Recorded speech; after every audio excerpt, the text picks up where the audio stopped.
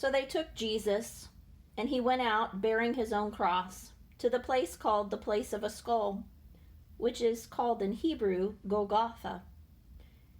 There they crucified him, and with him 2 others, one on either side, and Jesus between them.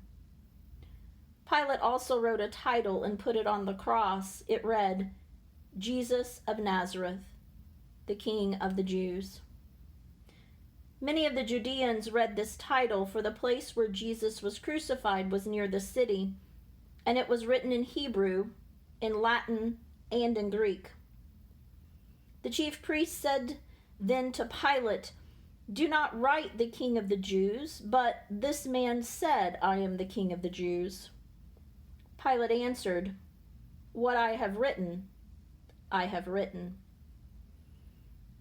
When the soldiers had crucified Jesus, they took his garments and made 4 parts, one for each soldier, also his tunic. But the tunic was without seam, woven from top to bottom, so they said to one another, "Let us not tear it, but cast lots for it, to see whose it shall be." This was to fulfill the scripture, "They parted my garments among them, and for my clothing they cast lots." So the soldiers did this. But standing by the cross of Jesus were his mother, and his mother's sister Mary, and Mary Magdalene.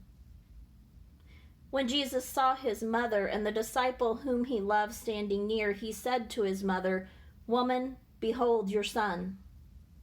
Then he said to the disciple, "Behold your mother."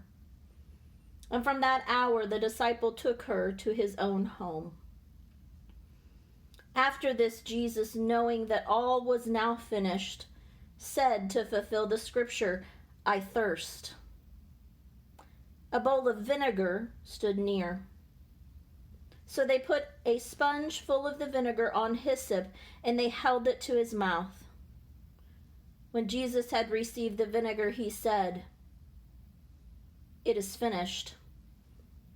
And he bowed his head and gave up his spirit.